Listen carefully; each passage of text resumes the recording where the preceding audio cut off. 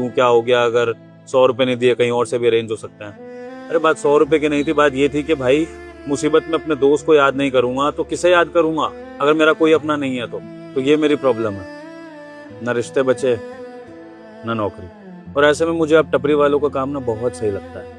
अब देखिए ना, आपकी खुद की चाय की टपरी है, किसी क्या नौकरी करने की जरूरत नहीं है, खुद का सेटअप है, एक तरह से छोटा बिजनेस ही है। इसमें कोई ना कोई ग्राहक आपको हर दिन पैसे दे ही जाता होगा, आपसे सामान खरीद ही लेता होगा, और इस बहाने आपकी भी इतनी कमाई हो ही जाती होगी कि रात को कम से कम भूखे पेट नहीं सोना पड़ता होगा। तो आपकी लाइफ ना मेरे जैसे पढ़े लिखे बदनसीब लोगों से बहुत अच्छी लाइफ है। भले ही आपने एजुकेशन ना ली हो, लेकिन इस चाय की टपरी पर ना आप मुझसे ज्यादा सुखी है, क्योंकि आपको किसी से काम मांगने की टेंशन नहीं है, ना नौकरी जाने का डर है। भैया खुद को ना सामने वाले की जिंदगी ज्यादा अच्छी लगती है, लेकिन जितना आप परेशान है ना, मेरी मजबूरी है जो मैं यहाँ पे ये चाय की टपरी लगा रही हूँ। मजबूरी? अपना बिजनेस खोलना कौन सी मजबूरी है, ये तो अच्छी बात है।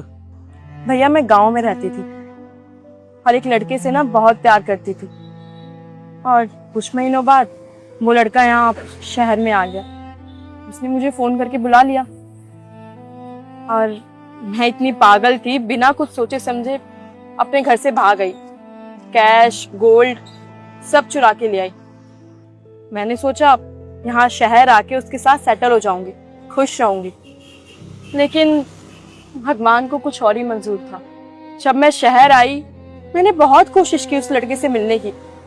मैंने बहुत बार फोन किए, बहुत ढूंढा, लेकिन शायद उसे मुझसे मिलना ही नहीं था। और यहाँ शहर आके जो भी मेरे पास कैश था, ज्वेलरीज थी, सब चोरी हो गई। मैं कभी मंदिर में जाके सोती थी, कभी भंडारों में खाती थी। मेरा कोई रहने का ठिकाना ही नहीं था, ना खाने पीने का ठिकाना था।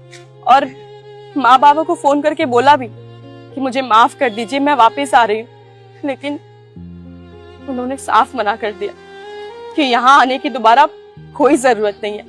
जैसे गई थी ना, वैसे ही अपनी जिंदगी वहीं बिता। अब जो लड़की अपने घर से भाग के आई हो, अपने माँ बाप की नाक कटवा दी हो, उस लड़की को कौन दोबारा एक्सेप्ट करे। लेकिन फिर मुझे एक नेक भैया मिले, उन्होंने मेरी बात सुनी, मेरी बात समझी, और मुझे ये चाय की टपरी खोल के दी।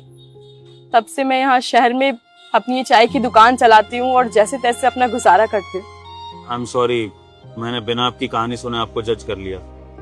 आपकी लाइफ की स्ट्रगल तो मुझसे भी ज्यादा है।